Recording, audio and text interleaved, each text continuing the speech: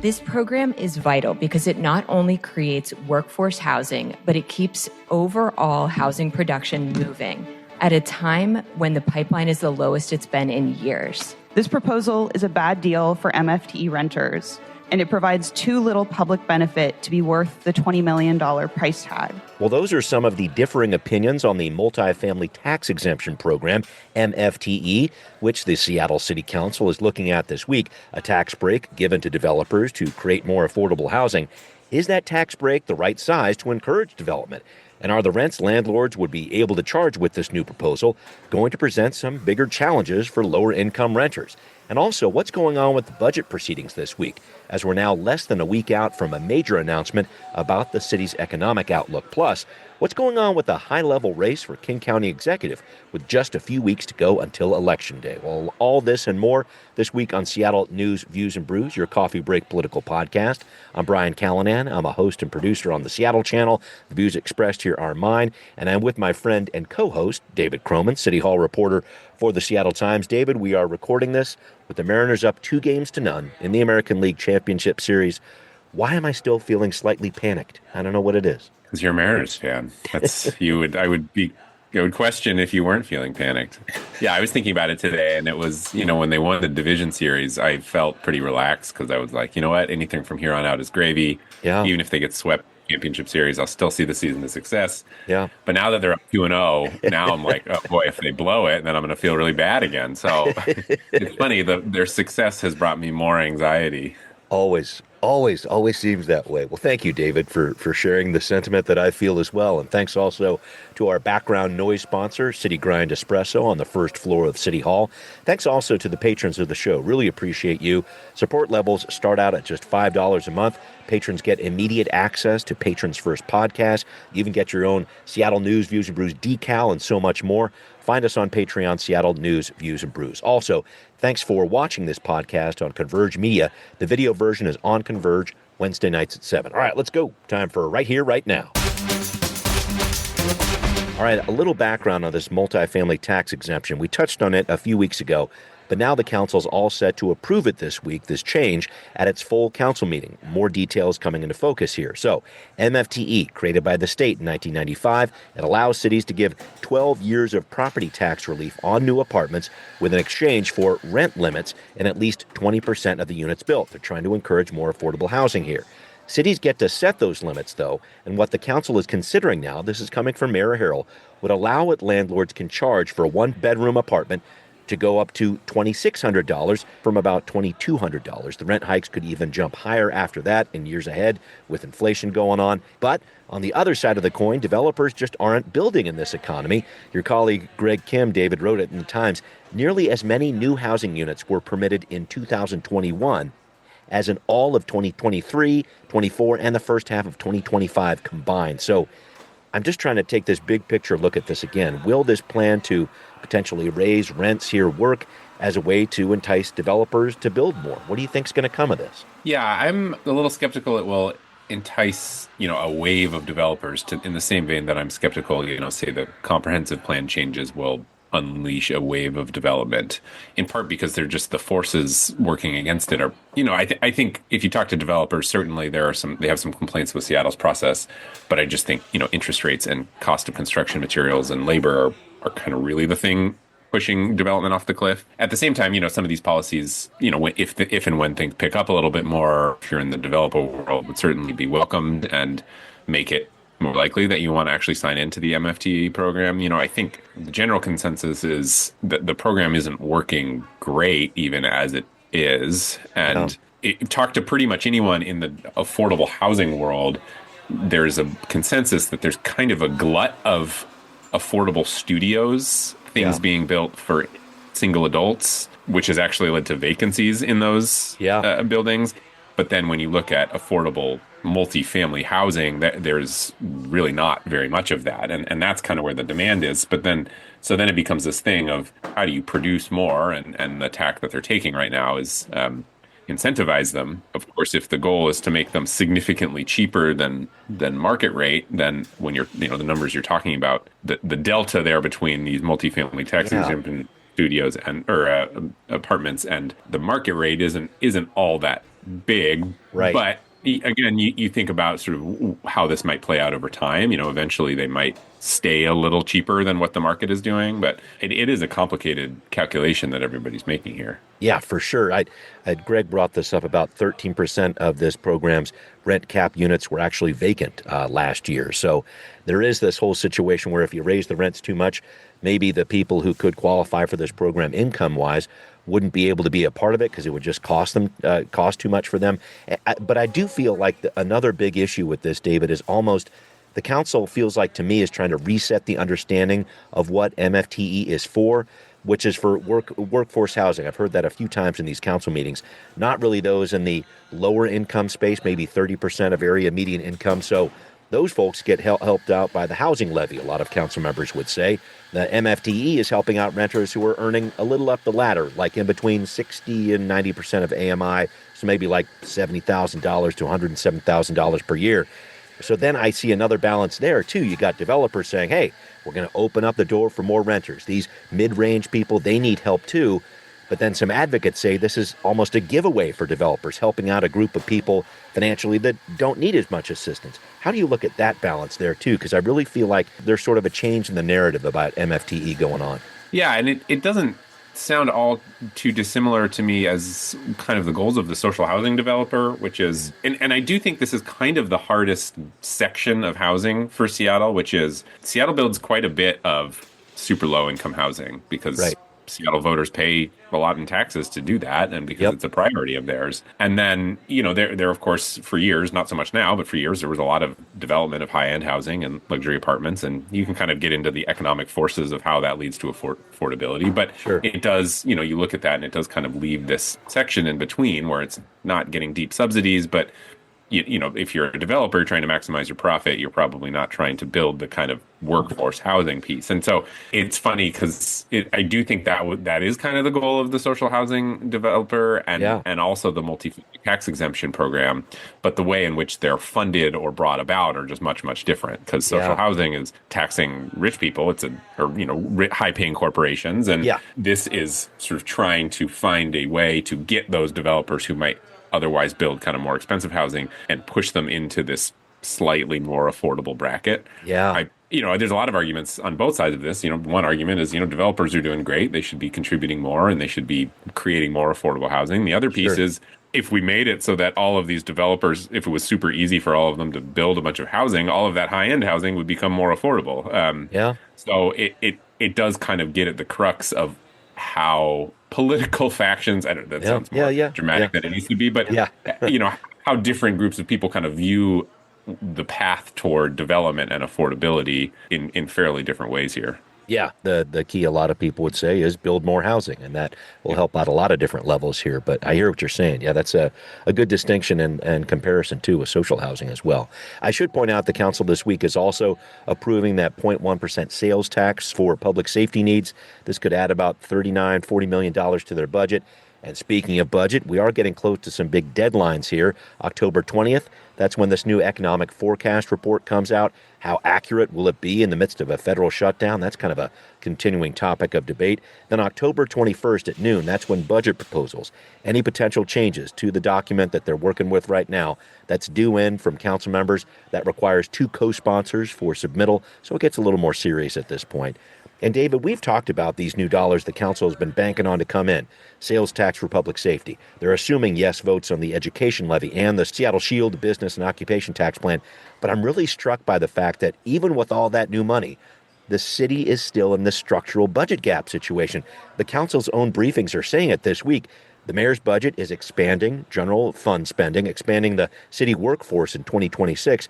And there's this $140 million deficit predicted for 2027. I guess this just wasn't an issue Bruce Harrell was interested in dealing with directly during an election year. What do you make of this work that's going on with the budget and this deficit that's going to be happening in a couple years, despite all the efforts they're going into making this budget happen this year? And that's the question I've been asking them, which is, the structural problem versus the annual problem in some way. Mm-hmm. Which is the annual problem is something that they have so far basically dealt with. You might disagree with how they've dealt with it, but they have, which is they've used the payroll tax to fill the gaps, or in this case, they're passing this B&O tax, or they're using the sales tax, and they're kind of finding ways to bridge the deficit. And they've done so in a way where they haven't really cut city services in any significant way. They haven't laid a lot of people off. So by that measure, if you are somebody who, wants to avoid a quote austerity budget, however you want to define that, then that has been what's happened.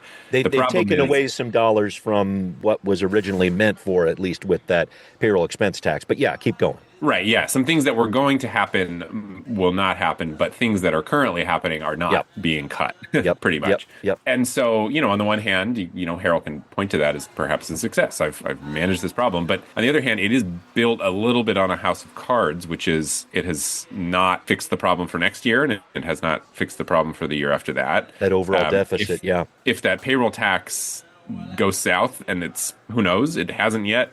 It hasn't done as well as they forecasted, but also hasn't done badly by any stretch of the imagination. This is an unpredictable tax, and the forecasters will say that. They don't have a lot of data on how this is going to go long term. So something goes there, say Amazon goes out of business or something, Sure, whatever. Right. We have a lot more problems, but then that payroll tax isn't there to fill that gap. Say Seattle voters change their minds and say, we don't actually like this B&O tax. There's a lot of assumptions in this budget, and they're good ones for the most part, but it is still a budget resting on assumptions. And if the city doesn't want this to be a problem year over year, it has to either decide that there are programs that no one longer wants to fund, or just go all in on some kind of new tax source. And, I think if Katie Wilson wins, and honestly, probably if Bruce Harrell wins too, but certainly if Katie Wilson wins, I think the chances of the latter go up, which is maybe they pass some kind of capital gains tax so that they kind of just make this problem go away with new revenue. Certainly if you're in the Chamber of Commerce or Downtown Seattle Association, you would like to see them make some cuts, because there was a lot of programs that were built on one-time funding that still exist, and no one is really that willing to hold their nose and cut them, which may be for good reason. I do want to point out, too, the council's also hearing 2 briefings this week on the budgets of 2 of its biggest departments, Seattle Public Utilities, Seattle Department of Transportation, SDOT.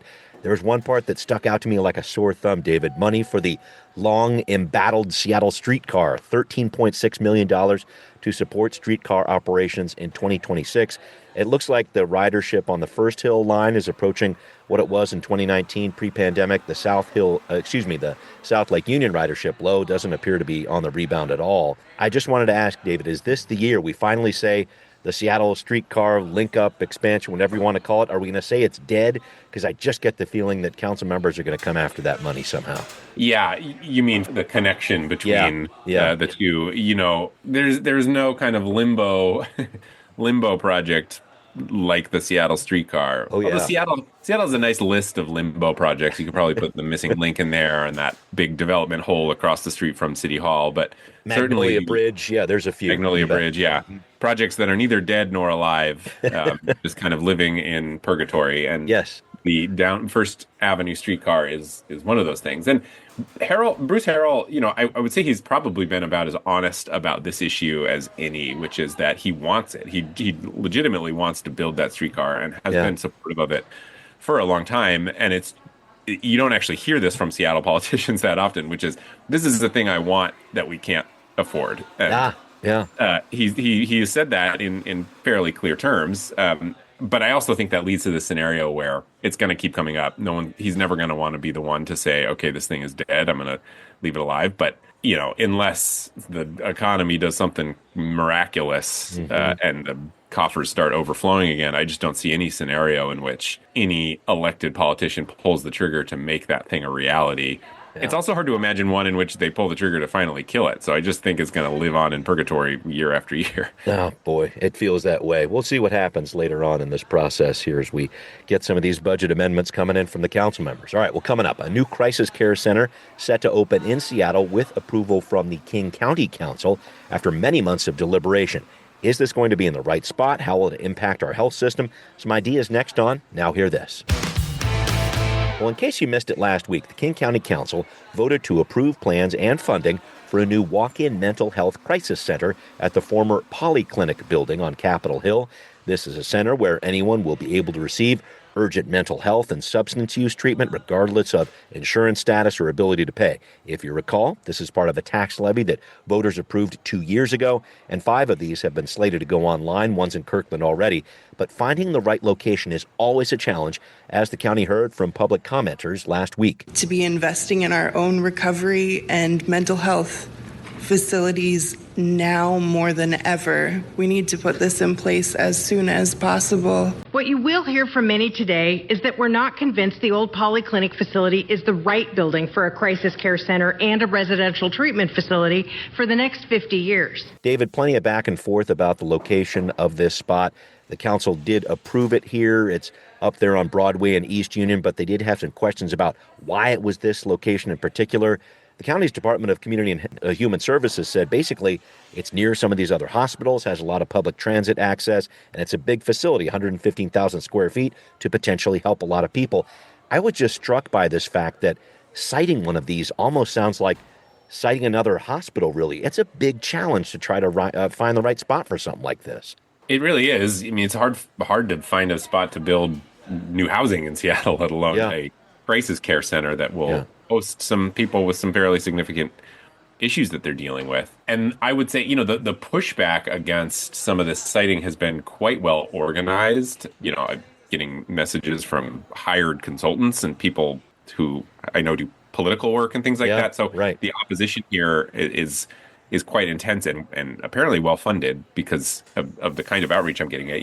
The thing that they're talking about a lot is, transparency. How are these sites being found and vetted, cited, and records? They're collecting records showing, this building needs new work or is in poor condition. But I think it kind of all goes back to a general concern about what it means to have a crisis care center in a certain neighborhood. That's a tough thing and sort of gets at a lot of the challenges in Seattle, which is we want to help and address a lot of the fairly intense mental health and substance use crises that we see happening, particularly on 3rd Avenue. But how we cite that and where those people get help, no one's really all that eager to be the host of that at the same time. And it puts the city in this sort of catch-22, which is difficult to get out of. Yeah, and this is the city and county trying to work together on this. And the hope is to have it up and running by 2027. Bruce Harrell, Seattle mayor, said a few months ago he supports the idea, but there are a few provisos here. The county and the operator of this facility, which is still to be named, they have to do a security assessment with the Seattle Police Department. They're going to do community outreach. They're going to try to create a good neighbor agreement for these surrounding businesses and homes. So that's really going to be a test there. I know the county already has a facility open in Kirkland. It's actually near where 90 and 405 come together. So it's a kind of an interesting neighborhood, definitely not as populated as what we're talking about here on Capitol Hill. That facility did face some pushback going in, seems to be working okay. I'm just trying to figure out that long-term piece here. What is it going to take for this Seattle location to get up and running and stay up and running? What do you think? I don't know that world well enough to say for sure, and who wants to be the host of that or who wants to run that clinic. It's a little outside of my expertise to know exactly who's going to handle that, but certainly a challenging task. Yeah, it's just that outreach part, as you say. It looks like there are some well-funded folks out there who might be pushing back on that. So something to look at, something that we'll be taking a look at over the next couple of months here, I'm sure. And I did want to speak about King County a little bit further because we've got this King County executive race between current King County council members Claudia Balducci, Gurmai Zahalai, a big race. The first time we won't have someone named Dow Constantine in this role of executive for more than 16 years. But Balducci and Zahalai can be so similar in their approach. David, any thoughts about this race? We haven't heard a ton from the two candidates. They're starting to do some public forums, et cetera, but there hasn't been a lot of publicity about it so far. Yeah, it's interesting. I don't know. It is tempting often in Seattle and King County races to sort candidates into these buckets, however you want to define them. I would say probably the most potent tends to be, stranger endorsed versus Seattle Times endorsed. Yep, totally.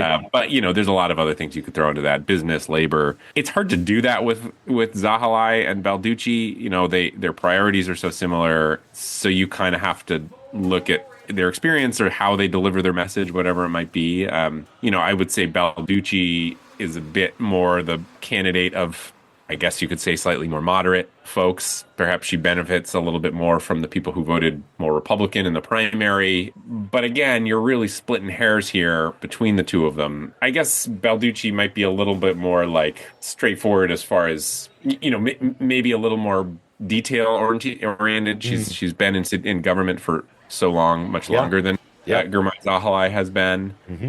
He comes from a background of private. I think he worked for Perkins Coie, actually. And has been on the council for 4 years at this point. So she has a little, and she was been on the Sound Transit Board forever, and so has a little bit more detail. Is a little more detail oriented. He perhaps maybe comes off a little more loftier, a little more idealistic than Balducci does. Yeah. So you see him kind of lumped more into the Katie Wilson bucket of things. But again, it's not like these are two drastically different policy perspectives that we're getting from the two of them. And just looking at the numbers in the primary, Zahalai finished with 44% of the vote. Balducci got just under 30%. So maybe some of those more centrist to right-leaning candidates who ran in the primary, she could pick up some of those votes. But again, I think we're looking almost at King County as a microcosm of the state. Even if she does pick up those suburban votes, that's great. She still has to do something in Seattle to make up that 14-point gap there. And I just keep on trying to come back to, is there an actual policy issue that's going to propel them to a win here? I'm trying to figure out where they should even be putting down their political capital. You know what I mean? Yeah, I don't know. I mean, it comes down to taxation generally, or policing, style of policing, to an extent, because of what this job is. Sound Transit, I think, probably plays a bigger role in that race than even the Seattle mayor's race, even though we both each have one seat. But just feels like King County has, because Sound Transit's spanning the county a little more. But I don't know. I don't know that this race will necessarily turn on one specific policy proposal or difference that they have between the two of them. I think it'll be kind of more about what you want in an executive than one specific policy that one of them holds very strongly that the other one does not. I hear you. I was hoping you'd have some really great and cogent answers there, because I have as you can tell, I don't have a great take on this race, and I don't know that I'm not convinced anybody does. I have to host a debate with him in a few days on Seattle Channel, so hoping to get some Cliff's notes from David. Not on this one, definitely. No, sorry. Yeah, no, it's all right, man. Still working on it. Well, coming up, a return to work for city workers. That's not exactly what it appears to be. We're talking about a return to work mandate and how that has turned into a 2-day requirement, not a 3-day requirement. We're going to talk a little bit of what's going on here. The story's right around the corner, coming up on What's Next. David, you wrote recently in the Seattle Times that the city and its largest union of city workers, they've reached a new settlement agreement that ends up allowing some city employees to work from the office 2 days a week. So the city policy says, workers have to complete 3 days of at least 4 hours in the office. But with this new settlement, and this came after an official grievance from Protect 17, which is the city's largest union, if a worker's manager gives approval, employees can essentially stack 2 4-hour work blocks in a row and then turn 8 hours in the office into magically 2 days. What does this mean? Because this really does sound like 2 days and not exactly 3. Yeah, I mean, it's very... It just feels very like the product of a negotiation between a government and a union. Okay. So this grievance, going back in time, this Protect 17 has always kind of chafed at the edicts around coming back into office. They want more flexibility around this than management at the city of Seattle has been willing to give them. So, it's in 22, Harrell had a 2-day-a-week mandate and then bumped that up to 3 days. And that became a bit of a fight between the administration and the union. And so this grievance came because the language said 4-hour days. Yeah. And apparently the management was trying to get them to be in the office for 8 hours. So this became a grievance. They were fighting over it. And the compromise that they come up with is that, okay, we agree that 4 hours is a day, but you can also put together 2 4-hour chunks and create 2 days out of one. It's hard to know how often this is going to be used. The mayor's office they pushed back on this story a bit, actually. They didn't really want me to do it because they didn't think it was newsworthy enough, because they say that, this requires a, quote, alternative work arrangement that requires some process. It's not like anyone can just choose to do this. At the same time, though, that policy of stacking 2 4-hour chunks together to create one day or 2 days out of one, that had never been put down on paper before. That's new, and so that to me was why it was noteworthy. Yeah. And because so much hand-wringing has been done in downtown Seattle around how do we get people back into the office? The vacancy rates are bad. There's 37% or something like that. Still lingering there, not getting that might better. even be better than it appears because of leases that just are still extending from pre-pandemic, and it's possible this thing could get even worse. Yeah. And so it was a really big deal when Harrell and King County and Sound Transit said, "Hey, we're going to require everyone to be here 3 days a week," because the Chamber celebrated it, the Downtown Seattle Association celebrated it, both because they saw it as setting a precedent for other employers. Yeah. And also because, if you're a lunch counter and you're selling lunch, it's better to have people buying lunch 3 days a week than 2. Yep. I don't think this necessarily upends that, but it does, again, codify a possible loophole in which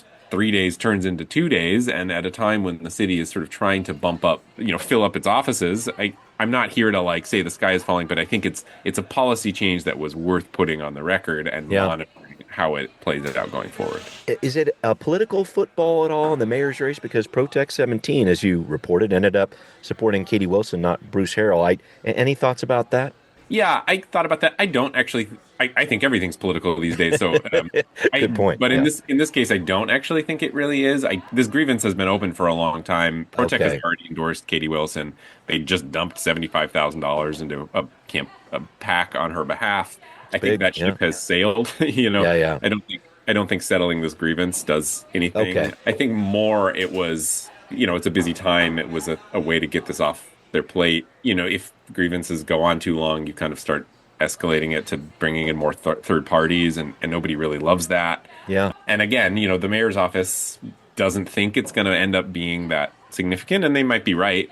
But I'll, just reiterate what I told the mayor's office, and I'm saying here, I just think putting this on the record that this is a possibility, this is a thing you can do, does strike me as a change in policy. Maybe it's not a significant one, but at a time when we're talking so much about office vacancies, I thought it was notable. Yeah, gotcha. Thank you for reporting on that. I do need to wrap up with you, and another budget question, I guess, here for you, David.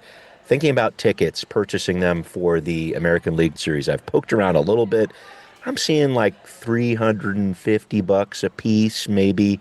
And then looking towards the World Series, I don't want to look that far, but I'm still kind of looking on StubHub and stuff. $1,900 and up for some of these tickets. I know my eyebrows have been raising significantly myself. Is there a level of madness that you accept on that, or what? I don't even know where to start. It just seems so nuts. I thought the tickets were kind of expensive in the regular season, and we're going with this now. I know, yeah. I dropped over $200 for Game 2 of the Division Series, and it was worth it. It was great. I have zero regrets. Mm-hmm. I don't think I can do that multiple times. Yeah. Particularly when we're getting into the World Series. Yeah. As much as I would love to be there, I just literally can't afford. I have to sell my car or something. Yeah, right. To be able to go, and so probably will enjoy it from the comfort of my. We'll see. Enjoy it from the comfort of my couch or a bar. Yeah, there's that. Well, if it goes to Game 7 and it's somehow mysteriously back in Seattle, I got to think that there might be a for sale sign on David's car out in front of his place. I'm just throwing that out there. We'll see. There has been a trend of if you wait until really the last few hours, the ticket prices have been dropping on the third party sale. So I will be monitoring that both for the World Series, both for the Championship Series and if they get to the World Series. But again, I can't be dropping $1,000 on baseball tickets. It's a little insane, for sure. But hey, it's insane they've made it this far. David, thank you, as always, for joining me. Thanks to everybody listening to Seattle News, Views, and Brews, where you can always find out what's brewing in local politics. If you want to be a patron, support the show, please do it. Pledge $5 a month or more on Patreon to Seattle News, Views, and Brews. Hear this podcast on Apple, Spotify, wherever you're listening, we're there. Thanks for watching on Converge Media, too. See you next time.